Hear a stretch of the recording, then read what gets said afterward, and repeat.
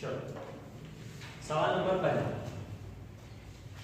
आप लोगों ने इसके पहले पूरी चट्टानें पढ़ के रखा हुआ है। इन चट्टानों में मुझे तुम बताओ अभिजीत, बिजावर सीरीज कहाँ? पन्ना छतरपुर जिला साइड। अब बताइए बिजावर सीरीज कौन सी चट्टान में आती है? कौन सी चट्टान? कुडप्पा। पक्का? कुडप्पा की एक और सीरीज है, कौन सी? कुडप्पा की दो सीरीज है। ग्वालियर। ग्वालियर कहाँ है? यहाँ। चलिए तालचेर उपक्रम बताइए कहाँ है? तालचेर उपक्रम किसकी सीरीज? गौड़वाना की। कहाँ है तालचेर? सर ये नीचे साइड में, यहाँ साइड। तालचेर है कहाँ का?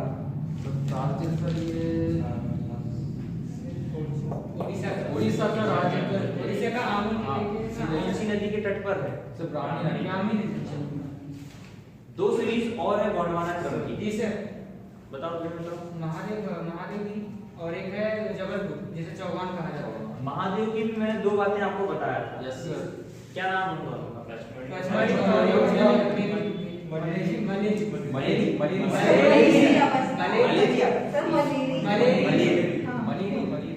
चलो ठीक, वेरी गुड। यहाँ से क्वेश्चन हैंड टू हैंड रख के आता है, ठीक। अगला क्वेश्चन मुझे बताएंगे, आर्कियन क्रम की कोई सीरीज है क्या? यस सर है। बंगाल नीलगिरी नीस है सर इसमें। हमारे मध्य प्रदेश में कौन सी नीस है? बुंदेलखंड। कौन सी बची?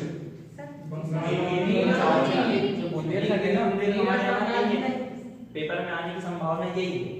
निम्न में से कौन सी नीस आर्कियन क्रम की चट्टानों की मध्य प्रदेश में पाई नहीं जाती है? पहला देगा बंगाल नीस, दूसरा देगा नीलगिरी नीस, तीसरा देगा बुंदेलखंड नीस, चौथा देगा सारे के सारे। बताइए कौन सी पाई जाती है? बुंदेलखंड। अब बुंदेलखंड कहाँ पड़ता है? ये वाला क्षेत्र है आपका पूरा बुंदेलखंड। गुलाबी ग्रेनाइट। ये बुंदेलखंड नीस कहलाता है। चलो वेरी गुड। गुलाबी ग्रेनाइट है सर। एक लास्ट सवाल और बताएंगे। हां गुलाबी ग्रेनाइट। गुलाबी ग्रेनाइट की विशेषता होगी। विंध्य क्रम की चट्टानों में जो निचला विंध्य क्रम आता है उसका कौन सा उपक्रम है? सर भांडे तो आता है समेरी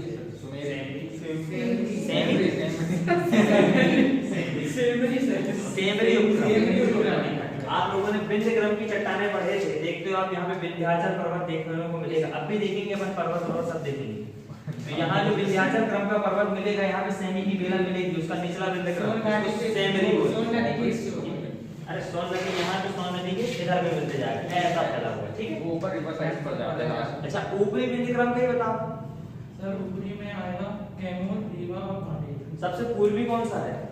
सर पूर्वी में है भांडे। भांडे। कैमूर सीरीज यहाँ से शुरू होती है, रीवा भांडे फिर मिलेगा रीवा, फिर मिलेगा भांडे।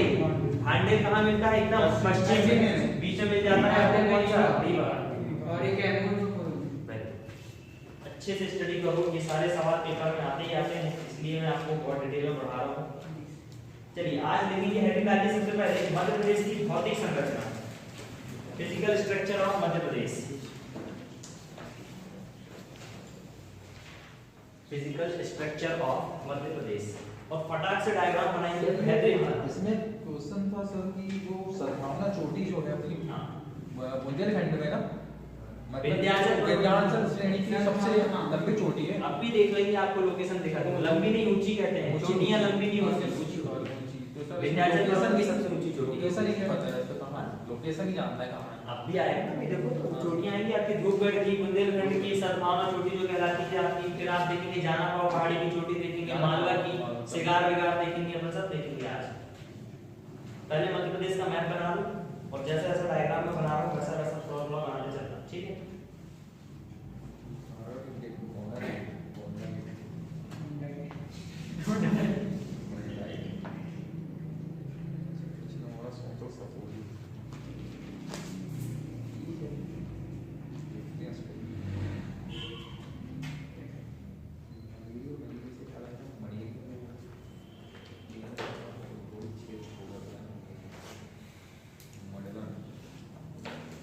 और पेन अलग अलग यूज कर लेना, ठीक है।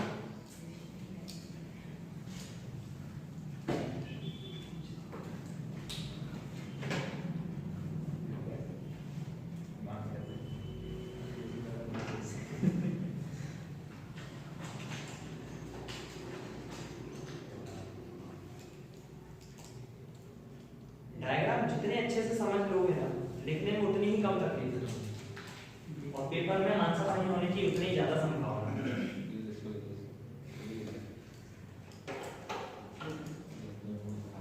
सीट मोटा टाइप डायग्राम नहीं बनाना है ताकि समझ में भी आना चाहिए हमने बना के क्या लेके आना है। क्या बना हमें जाके खुद ही चेक करना है आड़ा ऐसा करके क्या बना है। बोला हाथ में रुकी खाना है। चलो देखो बुंदेलखंड कैसा फैला हुआ है, एक हमारे मध्य प्रदेश की हम बस बात कर रहे हैं, ठीक है, और ऊपर से ले लो थोड़ा सा घर की बात है अपनी।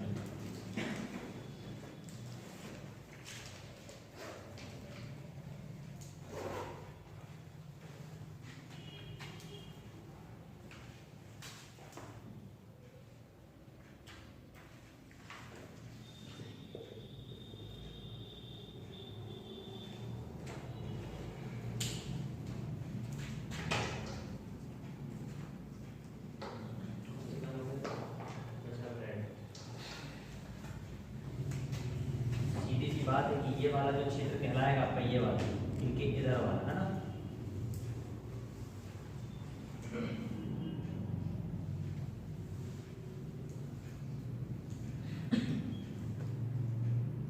कहलाएगा आपका मध्य भारत का पठार। यहीं से आपकी पूरी जलवायु मिलेगी आपको, यहीं से आपको पूरी वर्षा, यहीं से आपको पूरा उद्योग सब कुछ मिल जाएगा यहीं से आपको। वर्षा वाला इलाका है सर, ऊपर हाँ।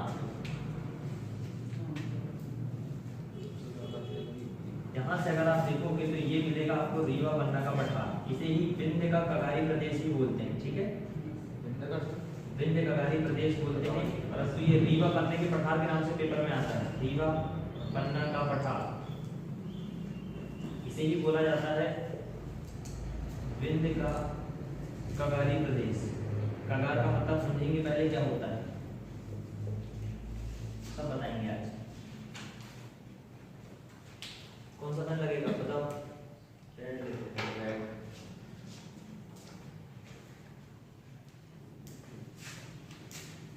और मिला ही लेना है इसमें ना, लंबा मिला है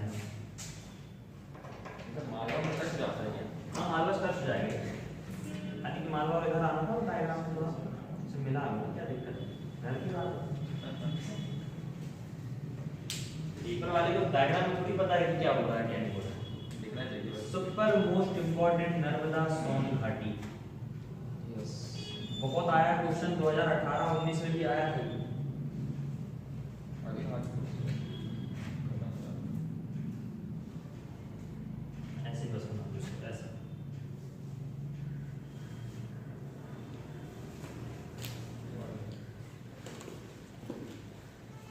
इसी में आपको नदी द्रोणी पढ़ना पड़ता है। द्रोणी के नाम से एक क्वेश्चन आया था पिछले साल, तो 2 साल पहले 18 में आया था, द्रोणी, नदी द्रोणी। ये है आपका नर्मदा सोन घाटी, कहीं इसे घाटी की जगह लिख देगा द्रोणी, समझते चलेगा, ठीक।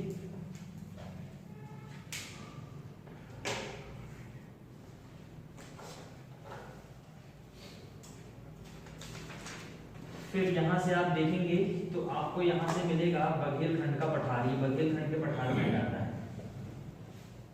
बघेलखंड का पठार। पेपर में ऐसा मैप बना के जाओगे, 11 नंबर के क्वेश्चन में आता है, ठीक है ना। 11 नंबर के क्वेश्चन में अगर ऐसा सेम टू सेम बना के आएगा नहीं सर, मालवा का पठार, बुंदेलखंड का, बघेलखंड, ये तो पक्का बना ही दीजिए। बस ये नीचे का भी जरूरी ना बेटा। बालाघाट बालाघाट ये है ना, एक अंदर से उसी के अंदर है। क्या बालाघाट में क्या है, बालाघाट गोवा कुमारी कौन है? ये है आपका सतपुड़ा, मैकाल श्रेणी, सतपुड़ा मैकाल श्रेणी, ठीक है। मैकाल श्रेणी की कुछ पहाड़ियों को देवगढ़ की पहाड़ियां भी बोलते हैं, कई बार आता है। राजकीय तुला की पहाड़ी इधर है, ऐसे ही वहां पे देवगढ़ की पहाड़ियां भी आती हैं। अभी सब देखेंगे, पहले बराबर डायग्राम बना लो बहुत अच्छे तरीके से। मैकाल तो बहुत चीजें ओवरलैप है। आप देख रहे हैं नर्मदा सोन घाटी, जबकि नर्मदा तो यहाँ से निकलती है अमरकंटक से, यहाँ से निकलती है। अपन ने यहाँ क्यों बनाया? क्योंकि नर्मदा सोन घाटी दोनों को मिलाते हैं, ओवरलैप। ऐसे ही बघेलखंड के पठार में सोन घाटी ओवरलैप है, सतपुड़ा मैकाल ओवरलैप है। बस हमें पढ़ने की दृष्टि से देखना है इसको, ताकि आप एग्जैक्टली चीजें देख पाएं।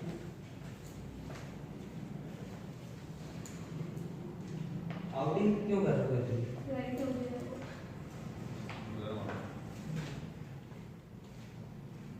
बन गया? चलो सबसे पहले यहाँ पे 2-3 चीजें समझ लीजिए, ताकि जब आप लिखें तो आपको पता चलना चाहिए।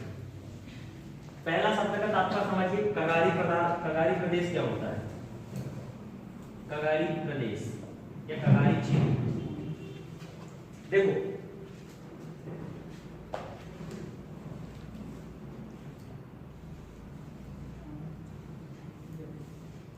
क्या है ये? नदी, ठीक है। नदी के जो तट होंगे, आपने देखा होगा नदी के तट के पास में इधर पे भी पहाड़, इधर पे भी पहाड़, पर कहीं कहीं पहाड़ नीचे होते हैं तो कहीं कहीं पहाड़ ऊंचे होते हैं। तो जो नदी का जो तट होता है, अगर वो तट आपका क्या हो? ऊंचा हो। नदी का जो तटीय क्षेत्र है वो कैसा हो? ऊंचा हो। ऐसे तटीय क्षेत्र को कहा जाता है कगारी प्रदेश। ये इसलिए कह रहे हैं हम क्योंकि यहाँ पे जो विंध्याचल पर्वत आपको देखने को मिलेगा, विंध्याचल श्रेणी है एक्चुअल में देखा जाए तो, बीच में विंध्याचल श्रेणी है। और विंध्य का कगारी प्रदेश हम इसलिए कह रहे हैं क्योंकि विंध्याचल पर्वत यहाँ तक आएगा मैकाल श्रेणी से लेके, और फिर यहाँ से घूम के भांडेर में चला जाएगा।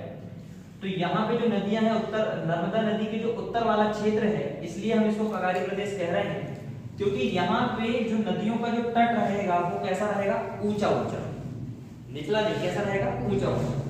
इसलिए इस क्षेत्र को कहा जाता है क्या? कगारी प्रदेश। क्लियर है यहाँ? दूसरा वर्ड देखिए यहाँ पे द्रोणी। जब कभी द्रोणी का नाम आएगा तो समझ लेना कि क्या बात कर रहे हैं, द्रोणी की बात।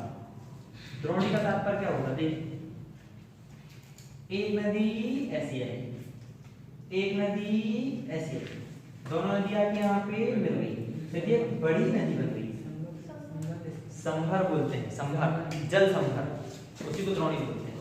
ये नदी ऐसी बहती बहती आई, ये नदी ऐसी बहती बहती आई, आने के बाद किसी एक जगह में आके मिल गई, या नदी नाले का पानी एक जगह आके इकट्ठा हो गया, बहुत सारा पानी, और फिर एक साथ वो पानी बह रहा है, और फिर ये पानी जाके किसी समुद्र में या बड़े जलाशय से जाके मिल रहा है। तो जो बड़ा क्षेत्र कहलाता है, मतलब जहां पे ये नदियां आके मिल रही हैं और बड़े क्षेत्र में पानी भर रहा है, ये कहलाता है आपका जल संभर। इसे ही ज्योग्राफी की लैंग्वेज में कहा जाता है द्रोणी, नदी द्रोणी, ठीक है, ये कहलाता है। छोटे छोटे कहीं पे बना लो ताकि आपको ध्यान रहना चाहिए। नदी द्रोणी का मतलब एक ऐसा भौगोलिक क्षेत्र जहां पे छोटे छोटे जल स्रोत आके मिल रहे हैं, जिसमें नदियां नाले हो सकते हैं, बना लो ऐसे। ज्योग्राफी की छोटी छोटी टर्म में रहती है, यही आपके लिए बहुत ज्यादा इंपॉर्टेंट है।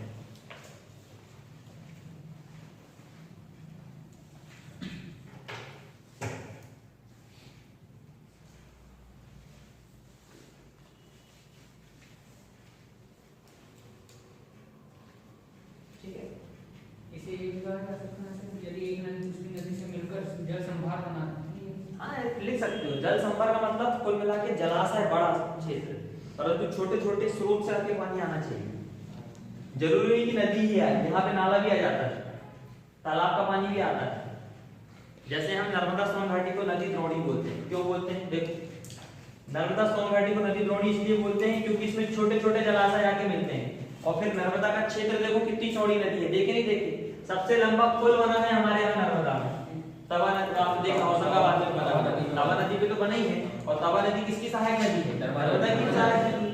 आप देखो होशंगाबाद के पास में तवा पुल बना हुआ बहुत बड़ा, ऐसी नर्मदा की चौड़ाई भी देखना बहुत चौड़ी है। तो वो क्या बन गई? जल संभर बन गई। वो बन गई क्या? द्रोणी बन गई, क्योंकि उसमें बहुत सारे क्षेत्र की नदियां आके मिल रही हैं, छोटे छोटे नदी नाले आके मिल रहे हैं, तो वो अब नदी घाटी ना बन के द्रोणी बन के चलती है, बहुत चौड़े क्षेत्र को बहा के लेके जाती है। ठीक है, ये छोटे छोटे टर्मिनोलॉजी है, ताकि आपको मैं बीच में बोलते जाऊंगा कि ये द्रोणी यहाँ से कट गई, ये आपका यहाँ से जल संभर कट गया, ये कगारी प्रदेश में आके नदी बह गई, तो पता चलना चाहिए कि कहाँ आके बात कर रहा है।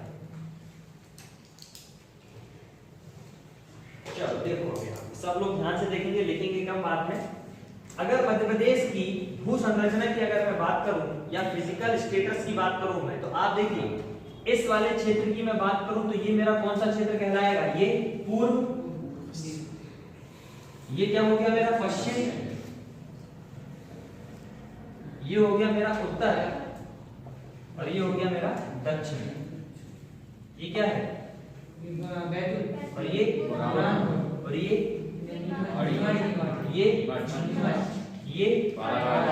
ठीक है, टुक्कियों को याद रखेंगे। ये टुक्की पन्ना सदर को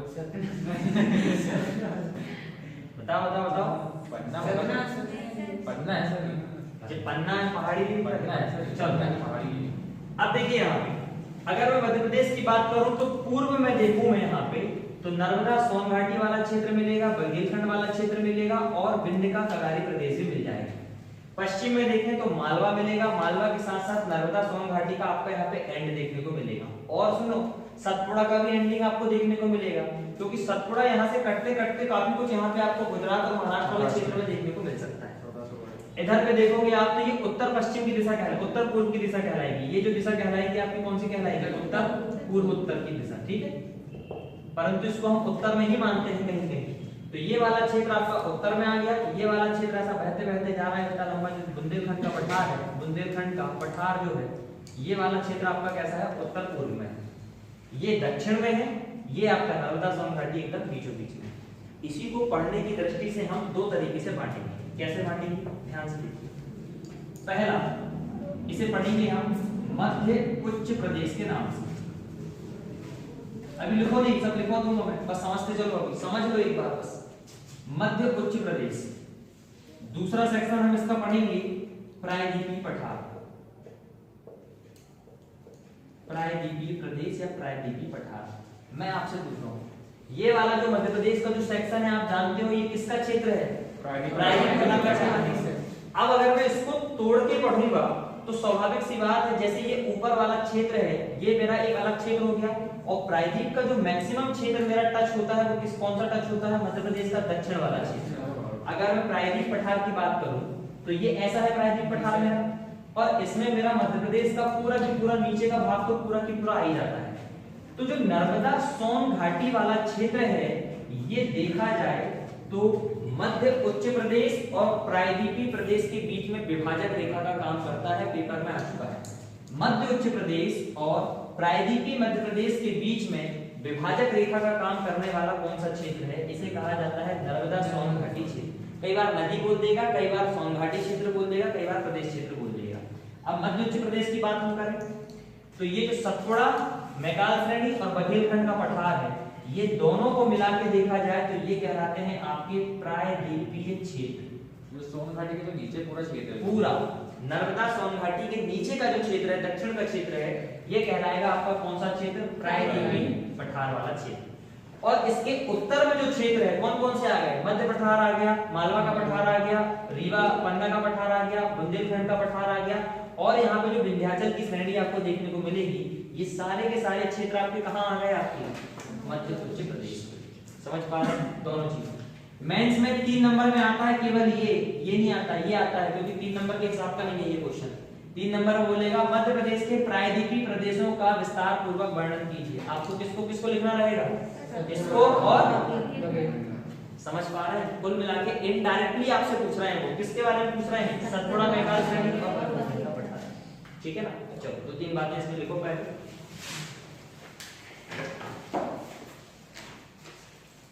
हेडिंग आपने डाला है मध्य प्रदेश की भौतिक संरचना, ठीक है ना?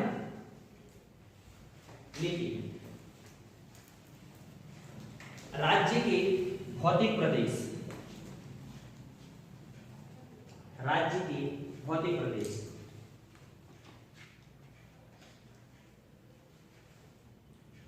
अब इनको गिन के बताओ जरा कितने हैं ये? 1 2 3 4 5 6 और एक नर्मदा सोन घाटी वाला, टोटल कितने हैं? 7। शुरुआत में सुनिए, हमारा मध्य प्रदेश कब बना है? मुख्य रूप से शुरुआत में कब बना मध्य प्रदेश? 1 नवंबर 1956 को बना था।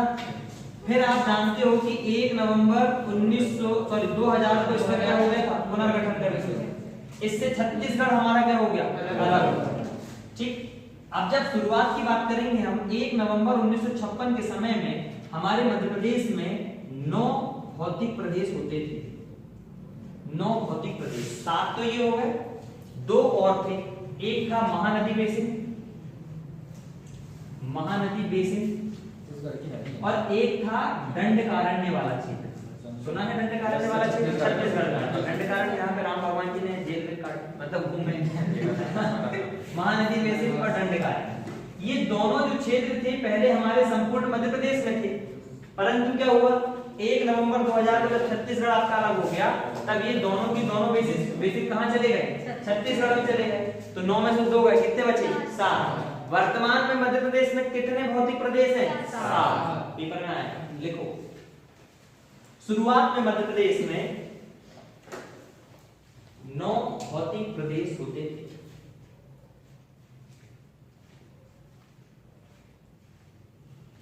9 भौतिक प्रदेश होते थे।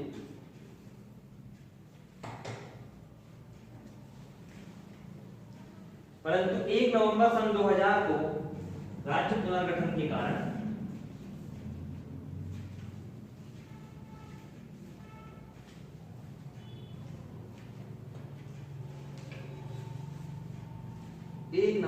सन 2000 को राज्य पुनर्गठन के कारण 2 भौतिक प्रदेश, ब्रैकेट में लिख लेंगे महानदी बेसिन और दंडकारण्य,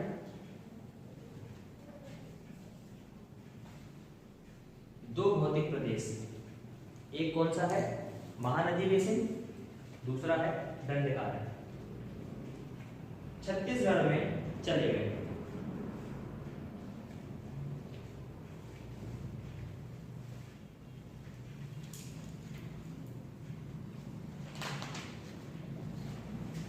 इसी कारण से वर्तमान में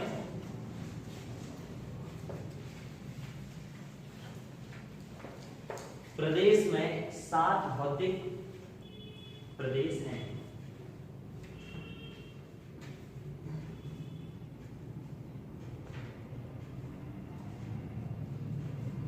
7 भौतिक प्रदेश हैं।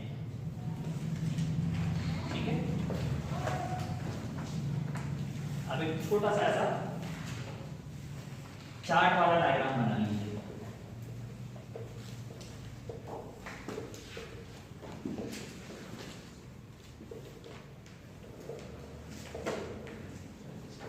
मध्य प्रदेश के भौतिक प्रदेश कौन कौन से हैं? इसको 2 भागों में हमने देखा था। पहला पढ़ा था कौन सा? मध्य उच्च प्रदेश,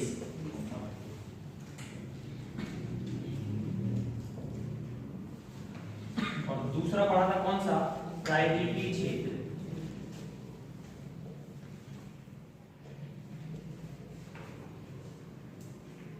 प्रायद्वीपीय प्रदेश है, प्रायद्वीपीय क्षेत्र। ठीक है, ऐसे 2 भाग में बना लिखा। इसको फ्लो डायग्राम बोलते हैं, और फ्लो डायग्राम हमेशा आपको ज्यादा नंबर देते हैं। इसमें कौन कौन से पठार हैं लिखते चलेंगे। पहला मालवा का पठार, मध्य प्रदेश का सबसे बड़ा पठार कहलाता है कौन सा? मालवा का पठार। और सबसे छोटा पठार कौन सा है? चलो, फिर आएगा आपका मध्य भारत का पठार,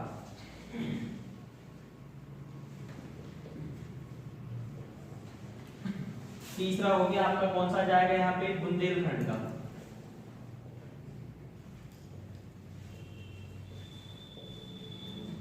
चौथा पठार आ जाएगा आपका कौन सा? विंध्य का कछारी प्रदेश, विंध्य का कगारी प्रदेश, कछारी कगारी प्रदेश। इसे ही हम क्या बोलते हैं? रीवा पन्ना का पठार। बहुत हल्के क्वेश्चन आते हैं प्रीलिम्स में, यहां से बता रहा हूं आपको। फिर एक और कौन सा बन जाएगा आपका? एक कौन सा रह गया अपना? 1 2 3 4, एक बच गया आपका नर्मदा सोन घाटी, नर्मदा सोन घाटी प्रदेश। सर नर्मदा सोन घाटी तो बड़ी लंबाई में बड़ी है, सभी क्षेत्रफल में मालवा ज्यादा बड़ा है ना, क्षेत्रफल की दृष्टि से आपसे मालवा बड़ा होता है क्षेत्रफल के साथ। और प्रायद्वीपीय में केवल 2 है। एक हो जाएगा आपका सतपुड़ा मेघाल,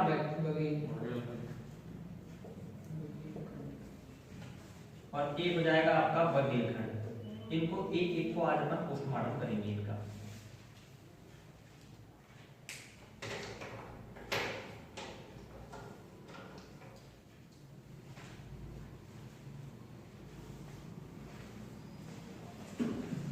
क्यों बैठे?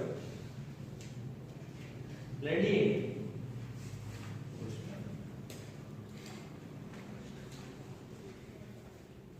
लड़े लड़े जग मुआ लड़े ना पंडित होई, और जो लड़के ना मर जाए ऐसे व्यक्ति होई। लड़ रहे हो तो मरना ही सीखो। क्यों है? चलो सवाल नंबर पहला, निम्न में से कौन सा प्रदेश मध्य प्रदेश के प्रायद्वीपीय प्रदेश के अंतर्गत शामिल नहीं है? सतपुड़ा मैकाल श्रेणी, बघेलखंड श्रेणी, नर्मदा सोन घाटी श्रेणी, या निम्न में से कोई नहीं? कौन सा? निम्न में से कौन सा क्षेत्र मध्य प्रदेश के मध्य उच्च प्रदेशों के अंतर्गत शामिल नहीं है? पहला तो देगा मालवा पठार, रीवा पन्ना का पठार, बघेलखंड का पठार, बुंदेलखंड का पठार। कौन सा? आया समझ? ऐसे सवाल तो आ ही चुके हैं। अब इतने हल्के क्वेश्चन नहीं कर पाओगे तो क्या कर पाओगे? निम्न में से किस पठार को विंध्य का कगारी प्रदेश कहा जाता है? बुंदेलखंड, बघेलखंड, रीवा पन्ना का पठार, क्लियर है? ये पीटी के क्वेश्चन है, ये तो आप मेंस पढ़ रहे हो, ये क्या है आपके साथ? पीटी के क्वेश्चन। सबसे पहला डालेंगे मालवा का पठार। मध्य उच्च प्रदेश के अंतर्गत हम पढ़ेंगे किसके बारे में? मालवा के पठार के बारे में।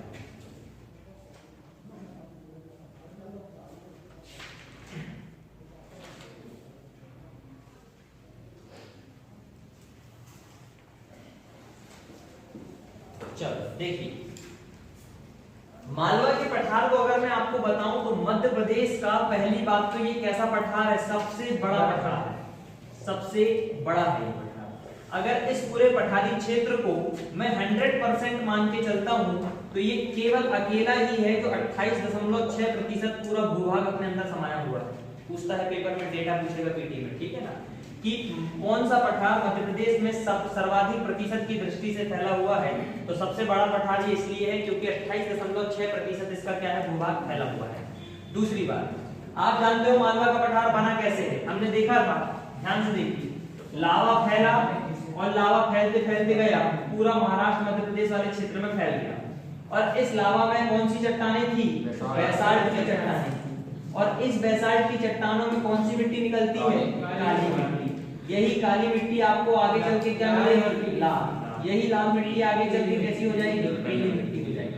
ठीक है, क्योंकि ये आपका यहाँ पे बेसाल्ट वाली चट्टानें हैं और यहाँ पे काली मिट्टी देखने को मिल रही है, तो क्या समझ में आया यहाँ से कि बेसाल्ट चट्टानों के माध्यम से बना हुआ पठार है आपका कौन सा? मालवा का पठार। दूसरा, आपसे पीटी में ये पूछेगा कि निम्न में से कौन सा पठार लावा के उत्सर्जन से या उद्गार से बना हुआ पठार है? कौन सा पठार? अब एक बात बताओ, जब यहाँ पे काली मिट्टी बहुत अच्छी मात्रा में है तो एक बात बताइए, यहाँ पे गेहूं अच्छी होगी कि नहीं होगी? गेहूं अच्छा, उन्होंने कहा आपकी सोयाबीन अच्छी होगी, उन्होंने कहा कपास अच्छी होगी, सब कुछ फसल अच्छी होगी। जब यहाँ पे उत्पादन अच्छा होगा तो इसीलिए मालवा को गेहूं का अन्न भंडार कहा जाता है। क्या कहा जाता है? गेहूं का अन्न भंडार, या मध्य प्रदेश का अन्न भंडार भी कहते हैं। मालवा में आप देखेंगे इतनी सारी छोटी छोटी पहाड़ियां हैं, यहाँ से ढेर सारी नदियां निकलती हैं। इसी कारण से पूरे मध्य प्रदेश को नदियों का मायका नहीं कहा जाता, जबकि कहा जाता है मुख्य रूप से किसे? मालवा के पठार को नदियों का मायका कहा जाता है। क्योंकि मालवा का पठार पूरे मध्य प्रदेश में बड़ा है, इसलिए हमने संपूर्ण मध्य प्रदेश को कह दिया कि नहीं, नदियों का मायका है। जबकि देखा जाए तो सर्वाधिक नदियां पूरे मध्य प्रदेश के क्षेत्र में से कहां से निकलती हैं? मालवा के पठार से निकलती हैं। इसी कारण से मालवा के पठार को नदियों का मायका कहा जाता है। ये क्वेश्चन एक बार इन्होंने डिटेल में पूछा था पीसीएस वालों ने, निम्न में से किसे नदियों का मायका कहा जाता है? उन्होंने इसको दे दिया था मध्य भारत का पठार, सतपुड़ा, नर्मदा सोन घाटी या मालवा का पठार। तब आ गया था ये क्वेश्चन। तो क्या है आपका नदियों का मायका? एक्चुअल में मालवा का पठार। दूसरी बात, यहाँ पे फसल उत्पादन बहुत अच्छा होगा, इसीलिए फसल उत्पादन अच्छा हो रहा है तो यहाँ की जलवायु भी कैसी होगी? बहुत अच्छी होगी। और बहुत अच्छी जलवायु का तात्पर्य है समशीतोष्ण जलवायु होगी। कैसी होगी? समशीतोष्ण जलवायु। समशीतोष्ण जलवायु का मतलब ये होता है, समझो 3 प्रकार की जलवायु होती है। पृथ्वी में ही समझ लो, पूरी पृथ्वी में ही आज आपको समझ में जाएगा। ये है पृथ्वी आपकी, ध्यान से समझिए, ये छोटी छोटी बेसिक बातें परंतु समझने की जरूरी है। बीच में ये क्या है आपकी? भूमध्य रेखा, इसे बोलते हैं 0 डिग्री। विषुवत रेखा भी बोलेंगे, इक्वेटर भी बोलेंगे। इसके 23.5 डिग्री ऊपर चले जाओगे तो ये कौन सी रेखा मिलेगी? कर्क रेखा। फिर इसके ऊपर चल जाओगे 66.5 डिग्री मिल जाएगी मान लो, और फिर ऊपर का तो आपको 90 डिग्री मिल जाएगा। देखो यहाँ से आप जानते हो सूरज हमारा जो है 23.5 से 23.5 में घूमते रहता है। ये है आपकी 23.5 डिग्री, परंतु ये कौन सी रेखा हो जाएगी? मकर। और ये कौन सी हो जाएगी आपकी? कर्क। फिर यहाँ पे आप चल जाओगे तो यहाँ पे आपको मिल जाएगी 66.5 डिग्री की दक्षिणी अक्षांश रेखा। अब समझो सूरज की स्थिति समझेंगे आप पहले, जलवायु जब पढ़ोगे तब तो बहुत अच्छे से समझोगे आप, दिक्कत वाली बात नहीं। हमारा सूरज पहले यहाँ था, जी सूरज 3 महीने ऊपर जाएगा, कहां तक जाएगा? 23.5 डिग्री तक। उसके ऊपर नहीं आता सूरज, सूरज 3 महीने फिर वापस आएगा, कहां आ गया? 0 डिग्री वापस। सूरज 3 महीने फिर 23.5 डिग्री में गया, सूरज 3 महीने बाद फिर यहाँ पे आ गया। अरे कितने बार चमक गया यहाँ पे? वो 2 बार चमक गया। देखो यहां से आया एक बार, यहां से आया दूसरी बार, चमका कि नहीं चमका? 2 बार चमकता है। इस कारण से भूमध्य रेखा हमारी जो होती है पूरे पृथ्वी का सबसे गर्म हिस्सा होती है, यहाँ पे सबसे ज्यादा गर्म हिस्सा है। और देखना अंडे मुर्गी देते करो, मुर्गी जब अंडे देती नहीं देती, और उसके ऊपर फिर अंडे को सबको ऐसा कर बिठा के उसके ऊपर बैठ जाती है, उसके बाद ही बच्चे होते हैं। नहीं तुम घर में ले आना अंडा, कभी चूजा नहीं निकलेगा उससे, जब तक मुर्गी ने बैठ जाए उसके ऊपर तो नहीं निकलेगी, समझे? तो जब मुर्गी बैठती है अंडों के ऊपर तो मुर्गी उसको क्या देती है? ताप देती है, उसको गर्माहट देती है, तब जाके चिटक के वो चूजे बनते हैं। अब यहाँ पे चूंकि गर्म हिस्सा है, बायोडायवर्सिटी यहाँ पे ज्यादा मिलेगी, दुनियादारी के जीव जंतु पाए जाएंगे यहाँ पे, दुनियादारी के पेड़ पौधे यहाँ पे तुमको देखने को मिलेंगे। इसीलिए आप देखना हमारा साउथ अफ्रीका के जंगल में आप देखना कई प्रकार की चीजें पाई जाती हैं। और साउथ अफ्रीका के लोग काले क्यों है? इस कारण से तो है यहाँ गर्म 24 घंटा धूप पड़ रही है। हमारे इंडिया में काले क्यों है? इसलिए तो है क्योंकि गर्म हिस्सा पड़ रही है। अब देखो यहाँ की जलवायु जो रहती है आपकी, ये तो 0 डिग्री में होगी, 0 डिग्री से आप यहाँ तक आ गए तो ये कहलाता है आपका उष्ण कटिबंध, उष्ण कटिबंध। फिर उष्ण कटिबंध से थोड़ा ऊपर चले गए तो ये चल जाएगा आपका उपोष्ण कटिबंध। फिर इसी में आप थोड़ा सा यहाँ पे 90 डिग्री तक आओगे तो यहाँ पे आपको मिल जाएगा, हालांकि 45 में मिलता है परंतु एक नॉर्मल समझ, ये हो जाएगा आपका शीतोष्ण, थोड़ा गर्म बहुत थोड़ा ज्यादा ठंडा। और यहाँ पे ऊपर यहाँ तक मिल जाएगा आपको शीत कटिबंध। समझो ऊपर ही समझते हैं इसको, नीचे नहीं समझते, क्योंकि नीचे तो आर्कटिक लग जाएगा, रहने वाले सब ऊपर ही। अब देखिए सूरज यहाँ से यहाँ चल रहा है तो उष्ण कटिबंध, उष्ण मतलब गर्म क्षेत्र है, यहाँ से लेके यहाँ तक का पूरा प्रदेश आपका कैसा रहेगा? गर्म रहेगा। फिर यहाँ तक अगर इसकी देखो, यहाँ तक जब सूरज आएगा ना तो उसकी चमक यहाँ जाएगी कि नहीं जाएगी? रोशनी जाएगी कि नहीं जाएगी? जाएगी नहीं जाएगी? अरे यहाँ लाइट जलाऊंगा मैं तो केवल सामने बस थोड़ी जलेगा, साइड में जाएगा ना, साइड में चल जाएगा, यहाँ को उजाला गया, इसलिए यहाँ पे उपोष्ण हो गया, ये थोड़ा सा यहाँ पे क्या हो जाएगा? भाप वाला क्षेत्र बन जाएगा, ह्यूमिडिटी बन जाएगी। तुम देख लो एक बार सुनो, गर्मी में सूरज अच्छे कनकना के चमकेगा तो तुमको गर्मी होगी, कोई दिक्कत नहीं, तुम बर्दाश्त कर लोगे। परंतु पानी गिर जाता है, उसके बाद पड़ती है ह्यूमिडिटी, तक जान निकाल दी गर्मी में। कैसी होती है? उमस होती है, होती है, उसको बोलते हैं अपन क्या? उपोष्ण। कहने का तात्पर्य यहाँ पे ये है कि ऊपर तो आपका ठंडा प्रदेश है, ठंडा क्षेत्र, यहाँ तो कूल होने के कारण यहाँ पे गर्म जब आती है तो वो क्या बन जाती है? उपोष्ण क्षेत्र बन जाता है, ह्यूमिडिटी क्षेत्र। यहाँ पे लोग जी नहीं सकते, यहाँ पे लोग बड़ी मुश्किल से जीते हैं। फिर यहाँ पे तुम जैसे ऊपर चल जाओगे तो यहाँ पे मिल जाएगा तुमको शीतोष्ण कटिबंध वाला क्षेत्र, कुल मिला के यहाँ पे ठंडी चीज बर्फ पड़ने लगेगी, और एकदम ही ऊपर चल जाओगे तो वहां पे बर्फ ही हो जाएगी, पूरी बर्फ हो जाएगी। तो ये हमारा कटिबंध के हिसाब से अपना डायग्राम है। अब जब जलवायु आप पढ़ोगे तो जलवायु में भी आप देखेंगे हमने लिखा यहाँ पे समशीतोष्ण कटिबंध। देखो हमारा क्षेत्र जो है ये समशीतोष्ण में आ जाता है। हमारा भारत अगर नक्शा देखोगे आप, ऐसा फैला हुआ है, ऐसा दिख रहा है भारत का नक्शा, तो ज्यादातर भाग कहाँ आ गया? हमारा उपोष्ण में आ गया कि नहीं आ गया? अब उपोष्ण में भी आपकी कैसी रहेगी? उच्च उपोष्ण, सम उपोष्ण। सम उपोष्ण का मतलब ना ज्यादा गर्मी ना ज्यादा ठंडी, एकदम लेवल की बात है, वो होती है समशीतोष्ण जलवायु। ठीक है, हमारे मालवा वाले क्षेत्र में ये वाली जलवायु पाई जाती है। इस कारण से यहाँ के लोग देखना बड़े अच्छे दिखते हैं। जहां पे ज्यादा गर्मी पड़ेगी तो काले हो जाएंगे, जहां पे ज्यादा ठंडी पड़ेगी तो भूरे भागे हो जाएंगे, और जहां पे समशीतोष्ण पड़ेगी प्रदीप सा जैसे हो जाएंगे। होगी ना? ये वाला क्षेत्र आपका कौन सी जलवायु का जाएगा? आपका समशीतोष्ण जलवायु का हो जाएगा।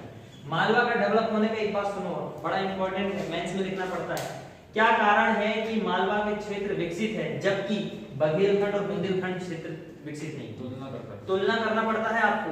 यहाँ पे इसलिए है, जहाँ जलवायु अच्छी वहां पे फसल अच्छी, जहाँ पे फसल अच्छी वहां पे पैसा अच्छा तो लोगों का स्टैंडर्ड अच्छा, जहाँ पे जलवायु गंदी वहां पे फसल बेकार तो लोगों के पास पैसा नहीं तो यहाँ के लोग गरीब कहलाएंगे।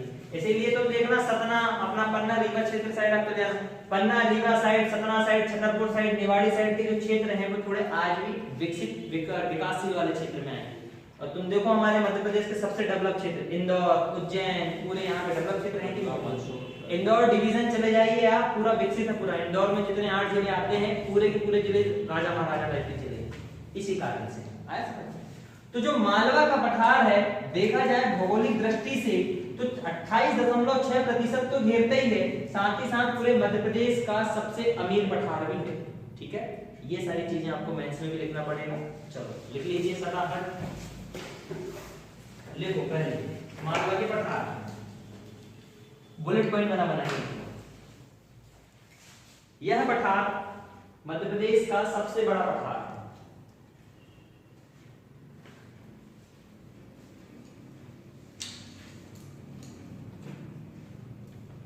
जो राज्य के कुल क्षेत्रफल का 28.6% में फैला हुआ है।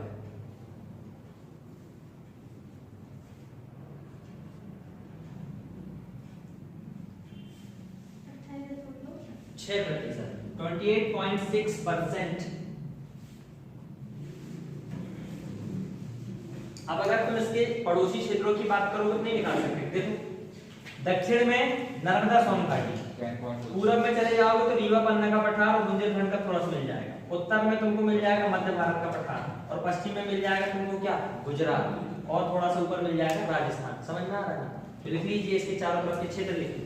मालवा का पठार खुद से लिखना सीखो ताकि समझ में आना चाहिए। अपना डायग्राम देखो और लिखते चलो।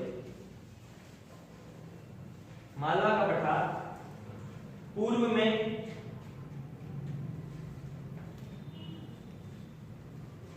रीवा पन्ना का पठार एवं बुंदेलखंड पठार,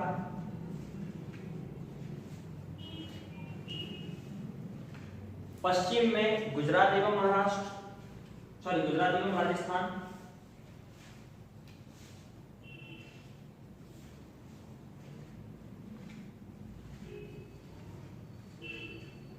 दक्षिण में नर्मदा सोन घाटी,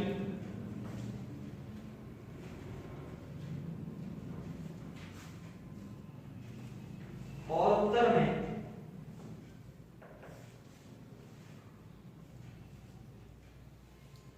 मध्य भारत का पठार से घिरा हुआ क्षेत्र है।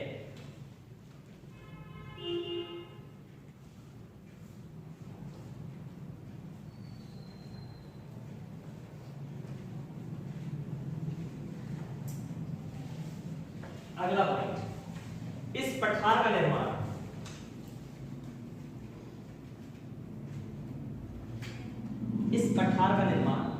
कैसे हुआ है?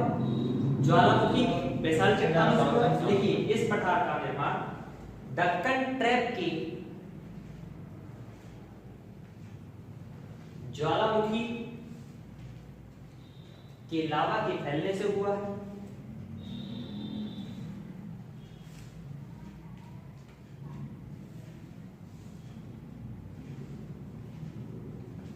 जिस कारण से यहां पे बेसाल्ट चट्टानों का निर्माण हुआ।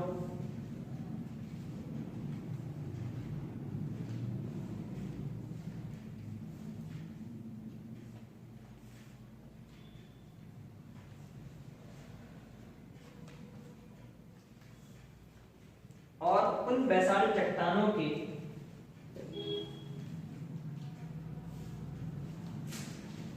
अपर्दन से, अपर्दन मतलब हवा मिट्टी में आएगी, धूल कण बहने लगेंगे। अपर्दन या अपक्षरण से काली मिट्टी का निर्माण हुआ।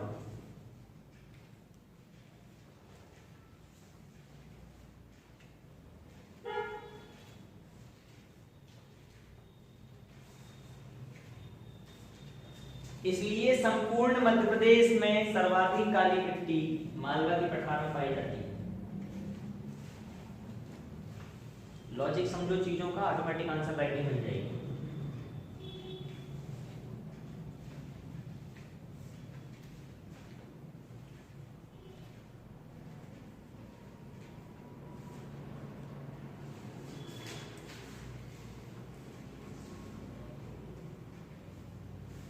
इस कारण से मध्य प्रदेश में सर्वाधिक फसल उत्पादन मालवा पठार में होता है।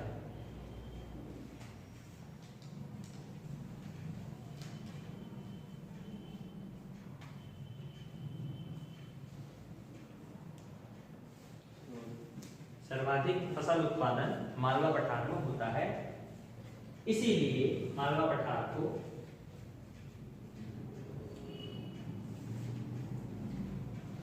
मध्य प्रदेश का गेहूं का अन्न भंडार कहा जाता है।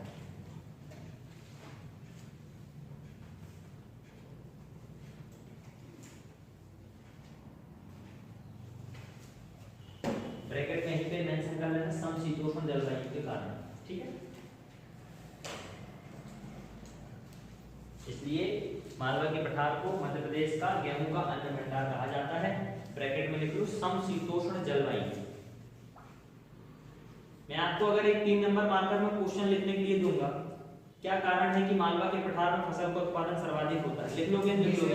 लिख लोगे? क्या कारण है कि मालवा के पठार में काली मिट्टी पाई जाती है, लिख लोगे? लिख लोगे? वेरी गुड, चलो आगे लिखेंगे। इस पठार में मालवा के पठार से, ऐसे लिखेंगे, मालवा के पठार से मध्य प्रदेश की सर्वाधिक नदियों का उद्गम होता है।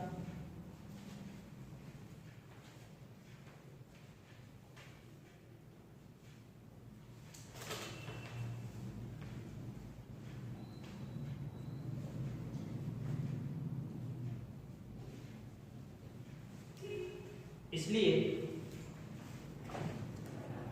इसे नदियों का मायका भी कहा जाता है।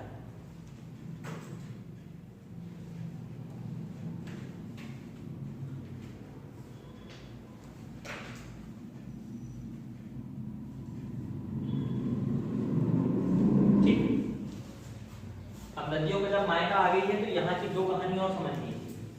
मालवा के पठार में आप देखेंगे तो 2 प्रकार के नदी तंत्र आपको पढ़ने पड़ेंगे, यही समझ लो ताकि आपको आगे दिक्कत नहीं होनी चाहिए। मालवा के पठार में आपको 2 नदी तंत्र पढ़ने होंगे। पहला, कौन कौन से नदी तंत्र आए देखो, एक मिलेगी चंबल नदी, फिर मिलेगी आपको सिंध नदी, काली सिंध नदी आपको मिल जाएगी, ठीक है ना।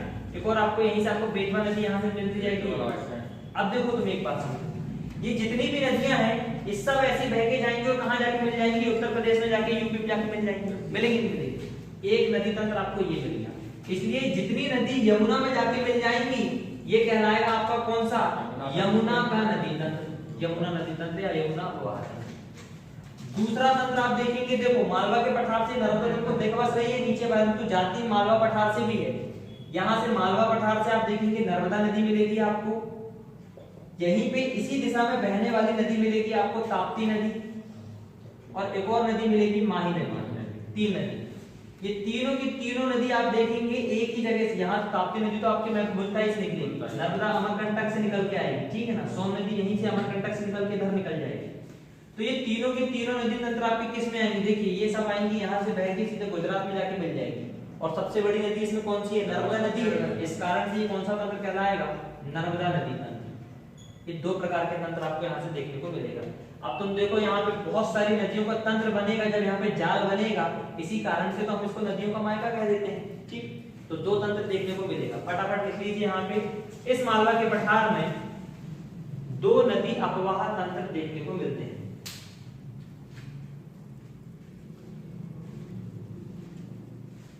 इस मालवा के पठार में 2 अपवाह तंत्र देखने को मिलते हैं।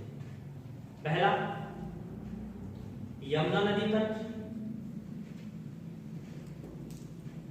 जिसमें ब्रैकेट में लिखेंगे चंबल, सिंध, बेतवा।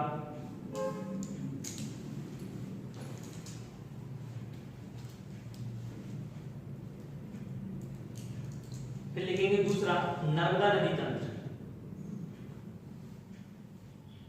इसमें मिल जाएगा आपको नर्मदा, ताप्ती, माही। सर ये माही नदी है सर, कर्क रेखा को 2 बार काटती है। ये लिम्पोपो नदी के टाइप काटती है। Limpopo type. पूरे वर्ल्ड में 2 नदियां हैं जो रेखा को 2 बार काट देती है, कर्क रेखा को। देखिए कैसे, भूमध्य रेखा को काटती है लिम्पोपो और कर्क को काटती है माही। देखिए ऐसी है ये नदी, ये कर्क रेखा जा रही है, ये निकली, यहां से निकली, ये काटी एक बार, फिर घूम के आ गई, फिर काट दी, ऐसे काटती है। ऐसी एक नदी है लिम्पोपो, साउथ अफ्रीका में, वो भूमध्य रेखा काटती है, वो भी ऐसे करके निकलेगी और ऐसे करके काट देगी, काट दी ऐसे। अभी नदी तंत्र पढ़ेंगे तब बताऊंगा, ठीक है। माही नदी। और एक मजे की बात सुनो, हमारे पूरे वर्ल्ड में, हमारे पूरे भारत में देखोगे तो नर्मदा, ताप्ती और एक माही नदी है। यही 2 नदियां हैं जो पूरब से पश्चिम की ओर बहती हैं। बाकी जितनी नदियां हैं सारी की सारी नदी पश्चिम से पूरब की ओर जाती है। मैंने पश्चिमी घाट, पूर्वी घाट बताया था आपको। सबसे ज्यादा कटा पेटा वाला जो आपका घाट कौन सा है? पूर्वी घाट। क्यों कटा है पूर्वी घाट इतना ज्यादा? सारी नदियां काट काट के जाती है उसको। अरे काटेंगी तो बंगाल की खाड़ी में जाके मिलेगी, नहीं मिलेगी। यहाँ पे तो अरब सागर में जाके मिलेंगी। एक ही बार तो जा रही है, इतना दुक्का नदियां जा रही है, तो कहाँ काट रहे? काट ही नहीं रही। और बीच में दर्रे मिल गए तो वहां से घाटी बना के निकल गई, कोई दिक्कत वाली बात नहीं। तो नर्मदा, सोन, नर्मदा नदी, ताप्ती नदी, माही नदी कहाँ बहती है? ये पूरब से पश्चिम की ओर।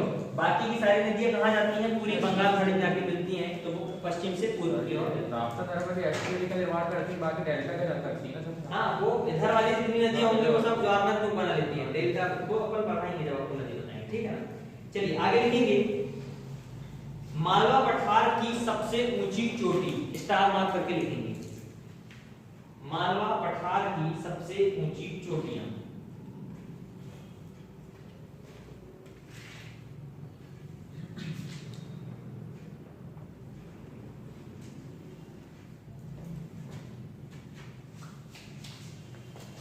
नंबर पहले पे लिखेंगे सिगार चोटी।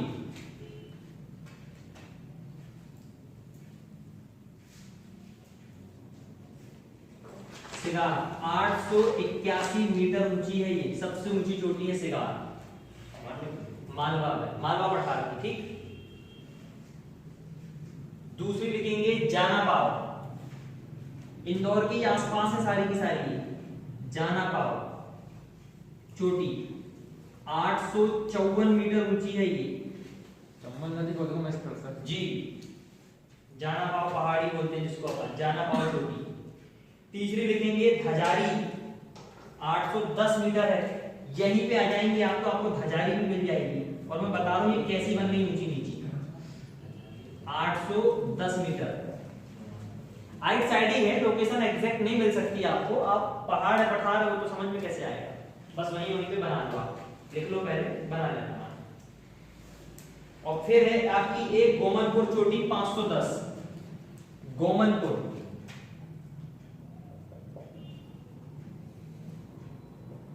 गोमनपुर चोटी जो है आपकी 510 मीटर। पेपर में आता है सीक्वेंस, सीक्वेंस पूछेगा कि ऊंचाई के आधार पर मालवा की चोटियों का क्रम बताइए। नंबर पहले में कौन सी चोटी है रे भाई? सिगार। एक क्वेश्चन तो यही मिलेगा, मालवा पठार की सबसे ऊंची चोटी कौन सी है? सिगार। एक दे देगा सतभावना दे देगा, एक दे देगा आपको जाना पाव दे देगा, तो कौन सी है? सिगार। सिगार की ऊंचाई आपने देखा 881 मीटर। इसके बाद कौन सी मिलेगी? जाना पाव, कितनी ऊंचाई है? 854 मीटर। इसके नीचे कौन सी मिलेगी आपको? हजारी, हजारी नहीं, हजारी 810। फिर मिलेगी कौन सी? गोमन 510। क्रम याद रखेंगे सब लोग, ठीक है। मालवा पठार की सबसे ऊंची चोटी, मालवा पठार की सारी चोटियों का क्रम। 3-4 चीजें यहाँ से पेपर में तो पूछी जा सकती थी। पीटी की तैयारी पूरी, मेंस की तैयारी पूरी, ठीक है। ये था आपका मालवा का पठार। चलो अब एक बार इसमें एक नोट पॉइंट और लिख लीजिए, नोट करके लिख लेंगे। हमारे मध्य प्रदेश में कितने जिले हैं? 52। चलो एक चीज बताइए जरा, नेहा तुम बताओगी। नौगंधी जोगी क्या पूछेगा वहां सब। चलो उत्तर प्रदेश से लगने वाले जिलों के नाम बताइए। सर मुरैना, आओ, दतिया, अशोकनगर, शिवपुरी, मेवाड़ी, टीकमगढ़, छतरपुर, पन्ना, सागर, सिंगरौली और सीधी। सब पलटान लगे देखो नोट क्या? का सागर तो बिहारी हाँ सर, सागर सागर इधर है। रीवा छतरपुर पन्ना रीवा सतना हाँ, तो सागर सिंगरौली और सीधी। बाकी जिले कितने जिले में? 14 पूरे हाँ। गिनने जरा 14। सर मुरैना, 1 भिंड, 2 दतिया, 3 शिवपुरी, 4 अशोकनगर, 5 सागर, 6 मेवाड़ी, 7 टीकमगढ़, 8 छतरपुर, 9 पन्ना, 10 रीवा, 11 सतना रीवा। सतना, बता दो सब पेपर में जाके बैठ जाना साथ में उसके। सतना, रीवा, सिंगरौली और सीधी। ठीक है, तुम बताओ इधर से अभिजीत।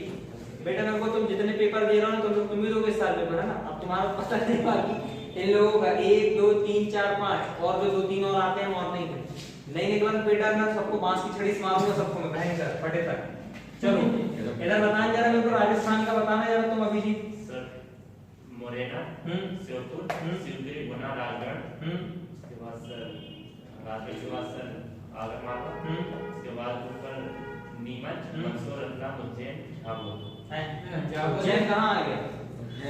उज्जैन नीमच मंदसौर रतलाम झाबुआ। ठीक है, झाबुआ लगता है कोलकाता राजस्थान। उज्जैन। तुम बताओ महाराष्ट्र के। अलीराजपुर, बड़वानी, देख के नहीं बताना। हाँ। खरगोन, हाँ खंडवा, हाँ बुरहानपुर, हम्म बैतूल, हम्म छिंदवाड़ा, हम्म सिवनी बालाघाट। ठीक है, तुम बताओ हर्षित छत्तीसगढ़ के। सीधी सिंगरौली सर सिंगरौली से सीधी सिंगरौली बस। अरे सिंगरौली सीधी हाँ मेरे डिंडोरी हाँ उसके बाद अभी ये बोल रहे हैं यहाँ पे शहडोल रह गए। शहडोल अनूपपुर डिंडोरी और मतलब इसका अपवाद है ना मतलब हाँ बाद मान लो और उसे छोड़ो। बालाघाट। ठीक है, कितने जिले मिलते हैं छत्तीसगढ़ से? 6। बताइए सबसे कम जिले कहाँ मिलते हैं? सबसे ज्यादा यूपी। और ऐसे कितने जिले हैं जो किसी भी राज्य के साथ सीमा नहीं बनाते? ऐसे ही मालवा के पठार में टोटल जिलों की संख्या कितनी है? 18 जिलों की। ऐसा ही में आया था ये क्वेश्चन। मालवा के पठार में कितने जिले? कितने हैं टोटल? 18। अब तुम गिनोगे यहाँ से देखो पूरे जिले मिल जाएंगे तुमको यहाँ से 18 और बीच बीच के गिन लेना। उनका इंदौर, भोपाल, आपका ये रायसेन जितने सारे ये सब आपको कहा जाएगा। तो लिख लीजिए नोट करके, मालवा के पठार में कुल जिलों की संख्या कितनी है? 18।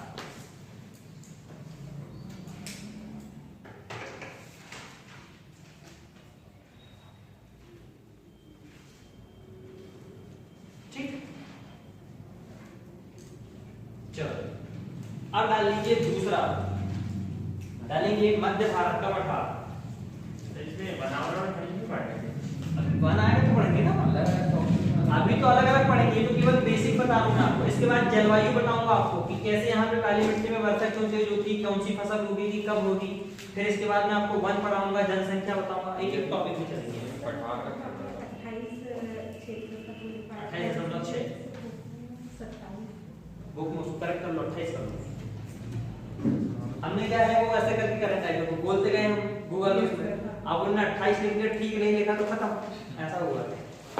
बड़ी दिक्कत थी हमको टाइपिंग में, हमें जाने बेटा तो बहुत जल्दी होना चाहिए। और क्या टाइपिंग को लेके तुमको पता नहीं है टाइपिंग को लेके कितना बड़ा मुद्दा बन गया तुम्हारे पूरे कोचिंग में, तो पिटते पिटते बचे हम ही के। चलो दूसरा लिखेंगे मध्य भारत का पठार।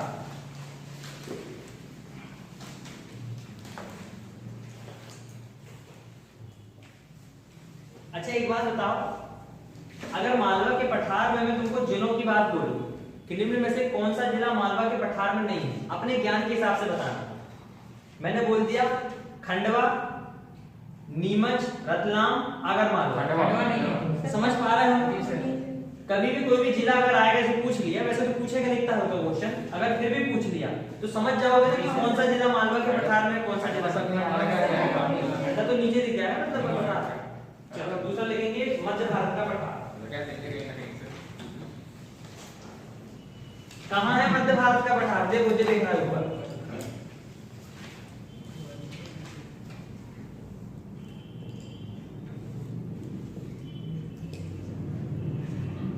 मध्य भारत का भारत, ऐसे मध्य भारत का पठार दूसरा नंबर का पठार है। 3-3 नंबर में आ जाते हैं कई बार मैथ्स में। सुन लीजिए, पहले कहानी सुन लेंगे अपन पूरा। मध्य भारत के पठार की अगर हम बात करें तो पूरा जो आपका 100% अगर मानते हैं तो ये कितने क्षेत्र में घिरा हुआ है? 10.11% समथिंग में घिरा हुआ है। आंकड़े आगे पीछे आपको दे सकता है पेपर में, कोई दिक्कत वाली बात नहीं है, परंतु 10% तो है ही है। 10% पूरा क्षेत्र घिरा हुआ है। दूसरी बात, चंबल नदी जो यहाँ से निकलती है, आप जाएगी तो चंबल नदी देखना। चंबल नदी एक ऐसी नदी है जो 2 बार हमारे मध्य प्रदेश में घुसती है। यहाँ से एक बार निकली, एक बार निकल गई, फिर यहाँ से राजस्थान होते हुए फिर एक बार, दूसरी बार फिर काटेगी हमारे, 2 बार घुसेगी, ठीक है। और चंबल नदी एक ऐसी नदी है जो सबसे ज्यादा खड्डों का निर्माण करती है। खड्ड समझते हो? गड्ढे, रिवाइंस। रिवाइंस मतलब बीहड़। इसीलिए पिछले साल एक क्वेश्चन आया था कि निम्न में से कौन सा क्षेत्र या कौन सी नदी सर्वाधिक रिवाइंस का निर्माण करती है या सर्वाधिक खड्डों का निर्माण करती है। उन्होंने उसके लिए एक दूसरा वर्ड उपयोग कर लिया था। उन्होंने कहा था निचला क्रम कौन सा सबसे ज्यादा बनाती है, ऐसा करके दे दिया था। तो कभी भी याद रखना, पेपर में एक चीज अपनी आदत डाल लो, हिंदी में जो चीज लिखी रहती है उसमें दिमाग मत लगाया करो। साइड में थोड़ा इंग्लिश वाले में देख लिया करो, इंग्लिश में क्या लिखा है। इंग्लिश में लिखा था रिवाइंस, और ये क्वेश्चन मेरे से भी गलत हुआ था, मैंने भी पेपर किया 2 साल, मेरे से भी गलत हुआ था क्वेश्चन। इस क्वेश्चन को उन्होंने ऐसे दे दिया था कि निम्न में से कौन सी नदी सर्वाधिक निचले हिस्से से गड्ढे बनाती है। तो यहाँ पे आप देखना ताप्ती नदी भी है। ताप्ती नदी में एक भैंस दही करके एक पठार लगेगा, है ना? तुमने ताप्ती लगाया था, हमने कोई लगा के आया। भैंस दही वाला जो है आपका पठार, उस भैंस दही वाले पठार में ताप्ती नदी भी खड्डों का निर्माण करती है। इस वाले में सर? जी, ताप्ती नदी करती है खड्डों का निर्माण। पहली बार सुन रहे हो? चंबल लगा के आया लो, नहीं तुम्हारा आंसर तो सही रहा होगा, गलत हमारा हुआ था, हमको बता रहे हैं हमारा गलत हुआ था। सुनो, यहाँ से ताप्ती नदी बहती है, यहाँ पे तुमको बैतूल के पास में, बैतूल है, यहाँ पे पड़ेगा एक भैंस दही का पठार। और इस भैंस दही के पठार से जब वो नदी निकलती है तो जैसे खड्डों का निर्माण यहाँ पे ये ग्वालियर मुरैना भिंड साइड करती है चंबल नदी, वैसे ही खड्डों का निर्माण करती है ये, परंतु सर्वाधिक नहीं करती। और अपन यही मान पाए। उसने बोला था कि सबसे सर्वाधिक निचले हिस्सों में खड्डों का निर्माण कौन करती है, उसने तो सर्वाधिक लिख दिया सामने, तो चंबल ही आना था। हम बेवकूफों ने लगा के आ गए ताप्ती नदी। हमसे यही गलती हुई थी, तुमसे हुई थी क्या? यही हुई थी। इसलिए हमेशा याद रखना, तो इसके जो यहाँ पे जो खड्ड बनते हैं उसको रिवाइंस नहीं बोलते, कुछ और बोलते हैं। परंतु चंबल की जो बने हैं, यहाँ की जो आपकी नदी काटती है, इनको कहा जाता है क्या? रिवाइंस। और ये जो अपर्दन होता है, ये होता है आपका गुली अपर्दन। गुली अपर्दन पहले समझ लो क्या समझा रहा हूं, आप समझ नहीं पा रहे होंगे कि खड्डों वड्डों का निर्माण क्या है। देखो, एक पहाड़ ये है, देखते चलना, ये पठार लगे हुए हैं पूरे, एक साइड पठार तुम्हारे ऐसे फैले हुए हैं, ठीक है? क्षेत्र मान लो पठार है या आपके आइट साइड के क्षेत्र, और इन दोनों के बीच से आपकी क्या बह रही है? ये कल कल कल कल नदी बही, ये नदी बह रही है। आप कहीं कहीं से NH7 टाइप देख रही है, तो बन गई। अब देखो क्या होता है, इस वाले क्षेत्र में आप जानते हैं खड्डों का निर्माण क्यों हो रहा है। आप जानते हो सब बेसाल्ट चट्टानों से बना है, मिट्टी है। अरे मिट्टी कटेगी नहीं कटेगी? कटेगी। यहाँ पे गोंडवाना का क्षेत्र है, ये गोंडवाना चट्टानें कठोर है नहीं है, कैसे कट जाए? इसलिए कटती है। अब देखो ये कटी, यहाँ पे पठार के पास में जैसे जैसे जाएगी तो काटते काटते जाएगी, काटते काटते जाएगी। तो जो पठार पहले ऐसा था, ऐसा कट गया, ऐसा कट गया। कैसा कट गया? ऐसा कट गया, गुफा टाइप बन जाता है ना? कंदरा नहीं, कंदरा नर्मदा नदी में आती है, कंदरा दूसरा क्षेत्र में होता है, बताएंगे हम। कंदरा में आदमी रह नहीं सकता, कंदरा में पानी भरा रहता है। एक समझ रहे हो? कंदरा में पानी भरा रहेगा, इसमें पानी भरा नहीं रह सकता, ये खड्डे हैं। 5 सिंह तोमर पिक्चर देखना, देखो देखिए, सोन चरैया देखना, तो सब यही घाटी का पिक्चर है। ये देखिए क्या है यहाँ, देखिए ये काटती गई और ऐसा गुफा टाइप खड्डों का निर्माण करती, गड्ढे गड्ढे गड्ढे बनाती। यहाँ पे कई आतंकवादी पलते हैं, इसलिए भिंड मुरैना के क्षेत्र में आप देखना लूट मार ज्यादा चलती है, डाकुओं का निर्माण ज्यादा होता है। कहाँ रहते हो? निर्माण नहीं होता,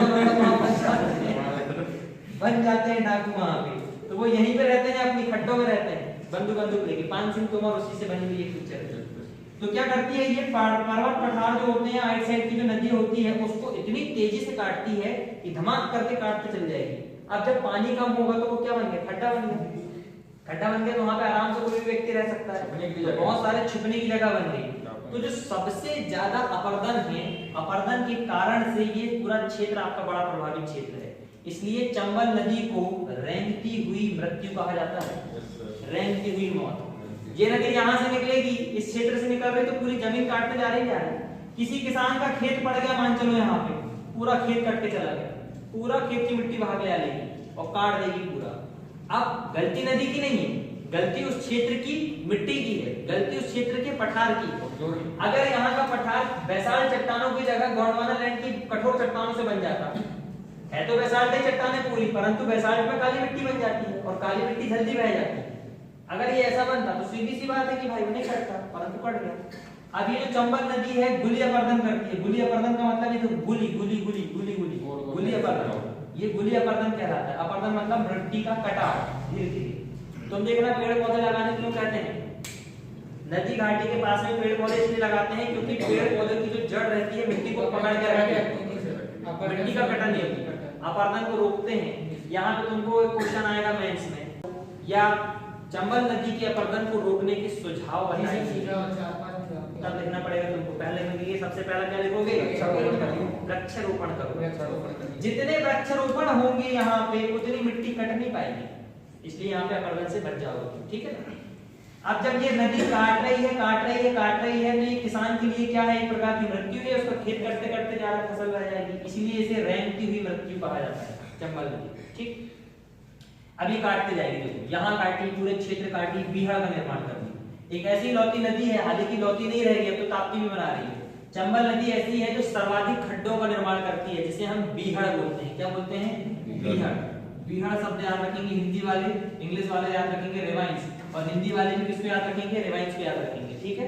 बीहड़ का निर्माण लिखवा दूंगा, लिखो मत। दूसरी बात, अब देखो एक बात बताओ, जब ये क्षेत्र से मिट्टी का अपरदन हो रहा है तो यहाँ फसल अच्छी होगी क्या, नहीं होगी, सीधी सी बात है। भले ही जलवायु अच्छी है, बारिश अच्छी हो रही है, सब कुछ अच्छी हो रही है, परंतु यहाँ पे आपकी देखना नहीं हो पाएगी। इस कारण से यहाँ पे फसल निर्माण उतना उत्पादन इतना नहीं होता जितना मालवा के पठार में होता है, ठीक है। ये दो तीन बातें आपको यहाँ पे ध्यान रखना चाहिए। जिलों की बात करेंगे, यहाँ पे देखो आपका भेंट मिल जाएगा, यहाँ मुरैना, यहाँ श्योपुर, यहाँ पे लगे हुए क्षेत्र है पूरे आपको ये जिले में मिल जाएगा, ठीक। चलो देखो इसके अंदर अभी सर वर्षा की कमी होती है, वो मध्य भारत में बढ़ा रहे हैं, बहुत कम होती है। इस हिसाब से भी पूरा क्षेत्र में अभाव है। देखो बारिश होने का भी एक रीजन है, तुम जब पूछ ही रहे हो तो एक चीज और समझो, बारिश होती कैसे। देखिए एक औसत टेम्परेचर आप पढ़ेंगे, जब जलवायु आपको बताऊंगा, औसत टेम्परेचर होता है सेंटीमीटर के हिसाब से जी। 75 देखिए ये पर्वत पठार वाला क्षेत्र है, ध्यान दो, पर्वत पठार वाला क्षेत्र और ये बादल आपके बन रहे हैं पूरे, ये बादल, ठीक है। अब यहाँ पे क्या होता है, जब हवाएं चलती है तो हवाएं ऐसी चलती है, चली ऊपर ऊपर चलेंगी, और जहां ये पर्वत की चोटी आएगी, ये जो चोटी आएगी, इनको चढ़ने में बहुत दिक्कत होगी। ऊंचे में चढ़ रही है, पर्वत से टकराएंगी, चढ़ने में दिक्कत होगी। अब ये हवा शुष्क नहीं रहती है, जमीन का वाष्प, नदी का वाष्प, समुद्र का वाष्प सब लेके आती है, तो इनमें रहता है वाष्प। ये धीरे धीरे स्पीड से आएंगे, तो जब तक देखना तुम बादल बने रहते हो, उनमें हवा चल जाएगी तो बारिश नहीं होगी, नहीं होती ना। हवा चलने लगती तो बारिश कहाँ होती है, परंतु हवा बंद हुई और बारिश होना शुरू हुई, तो जहां पे ये बादल, ये हवाएं रुक गई, वहां पे पूरा की पूरा पानी इकट्ठा होने लगा। अब जब पानी इकट्ठा होने लगा तो सीधी सी बात है, जो वजन हो जाएगा, वजन होगा तो भुर भुर भुर भुर बारिश होनी शुरू हो जाएगी। यहाँ वाले क्षेत्र में, ऊंचाई वाले क्षेत्र में हमारे यहाँ बारिश ज्यादा होती है। अरे सतपुड़ा वाले क्षेत्र में तुम ज्यादा मत देखो, हमारे स्विमिंग में पानी नहीं गिरेगा, परंतु बंजारी वाले क्षेत्र में पानी गिर रहा होता है। क्यों गिर रहा होता है, घाटी है कि नहीं, वहां पे पानी गिरता है।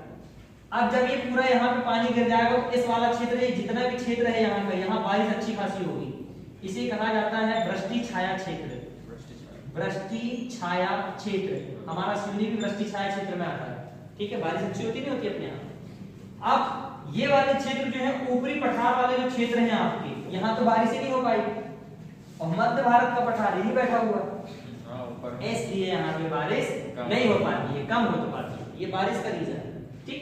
बाकी तो और भी लॉजिकल है। अपने यहाँ तो पानी वर्षा अच्छी होती है। हाँ अब तुम्हारा स्यूमी यहाँ बैठा देखो, 160 हवा गई हवा गई हवा गई हवा गई हवा गई, नहीं चढ़ पाई, पूरी बारिश हो गई, तो स्यूमी क्या कर गया पानी उतने क्षेत्र ऐसा। ठीक, चलो ज्योग्राफी को जितना साइंस से समझोगे उतना मजा आएगा, इमेजिनेशन से।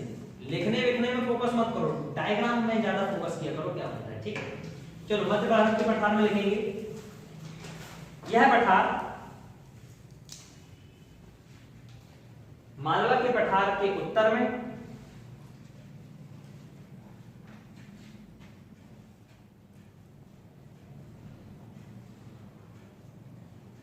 बुंदेलखंड पठार के पश्चिम में,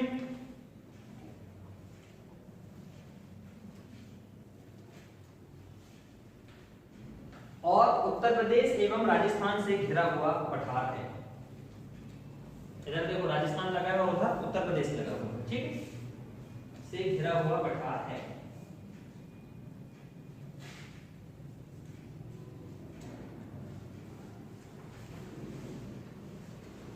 यह संपूर्ण मध्य प्रदेश का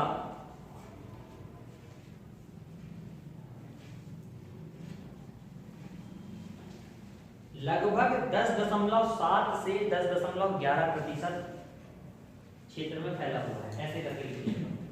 मैंने पहले भी बताया जब आंकड़े याद नहीं आते हैं तो क्या लिख लिया करो वहां पे, लगभग या आसपास।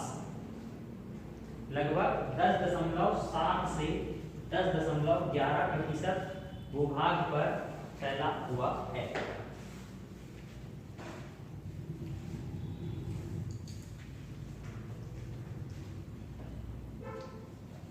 इस क्षेत्र में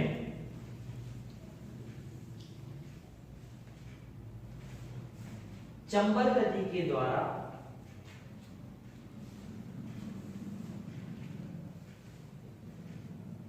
सर्वाधिक मात्रा में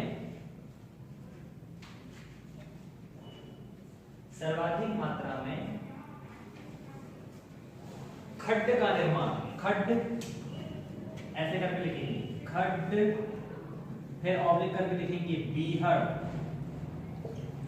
फिर इंग्लिश में लिख लेंगे रिवाइंस, का निर्माण किया जाता है।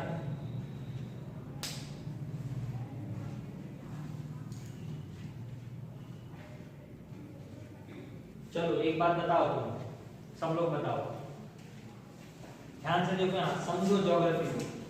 ये चंबल नदी बह रही है, तो ये घाटी कौन सी घाटियां कहलाएंगी? ये घाटी छुई ना, दोनों घाटी के बीच में बह रही, नहीं बह रही चंबल, ये चंबल नदी बह रही है, चंबल घाटी तो ये घाटी कौन सी कहलाएगी? चंबल घाटी कहलाएगी। तो खड्ड कहां बनेंगे सबसे ज्यादा? चंबल घाटी में बनेंगे। आया समझ में? तो कहीं मत फेल है, हमने कहा यहां से बेतवा नदी निकल गई, तो बेतवा में बन गए खड्ड, हां बनेंगे कहां पे? चंबल घाटी। तो जो खड्ड और बीहड़ों का निर्माण हो रहा है कहां हो रहा है? चंबल घाटी में। लिख लीजिए, जो कि सर्वाधिक मात्रा में चंबल घाटी में बनते हैं।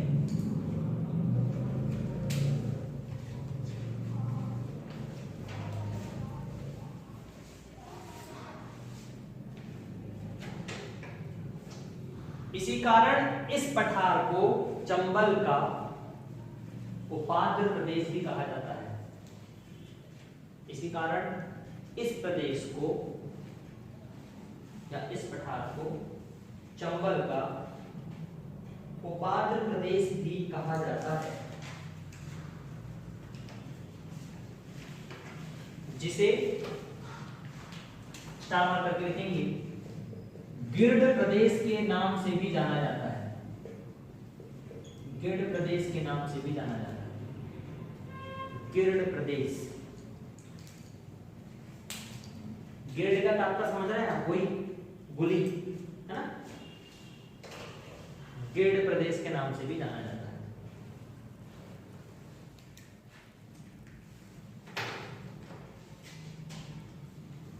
यह क्षेत्र सर्वाधिक मृदा अपरदन से प्रभावित क्षेत्र है।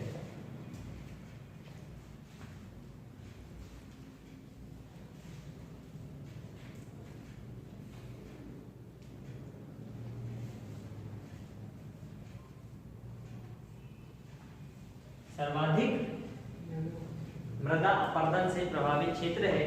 इस कारण इन क्षेत्रों में फसल उत्पादन अपेक्षाकृत कम होता है। इस कारण इन क्षेत्रों में फसल उत्पादन अपेक्षाकृत कम होता है।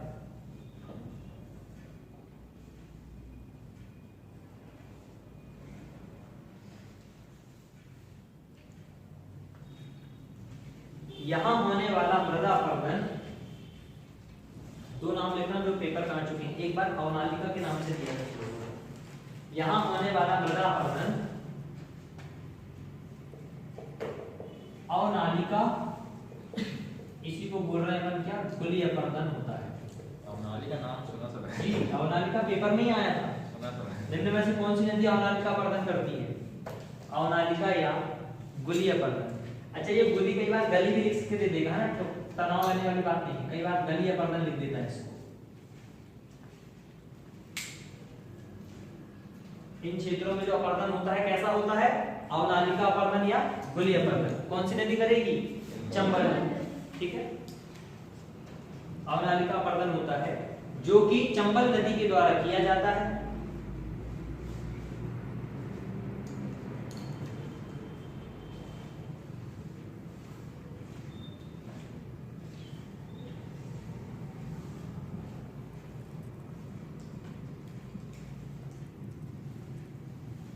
ठीक, इस कारण से इसे रेंगती हुई मृत्यु कहा जाता है।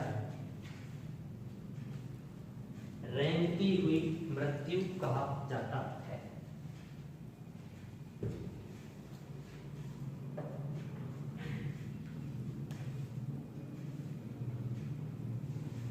इसमें लिख लेंगे नोट करके। इस पठार में 8 जिले सम्मिलित हैं। इस पठार में 8 जिले सम्मिलित हैं।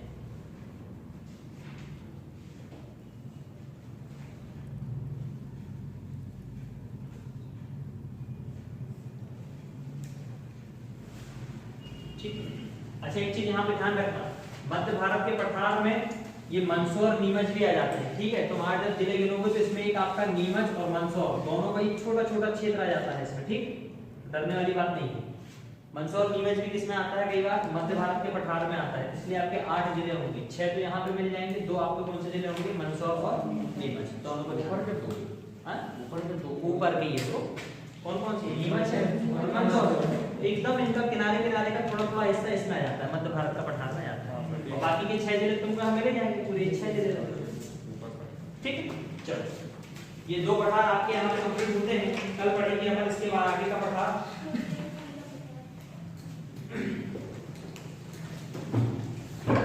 तो ये समझ में आया ना बड़ा? अच्छा, इससे पीटी का अगर मैं आपसे क्वेश्चन पूछूं, निम्न में से कौन से प्रदेश को चंबल का उपाध्य प्रदेश कहा जाता है? कौन सा? ठीक, निम्न में से किस प्रदेश में सर्वाधिक मात्रा में अपरदन, मृदा अपरदन होता है? हमारा समझ नहीं सकता। ये चीजें आपको ध्यान में रखना चाहिए। ठीक, चलो।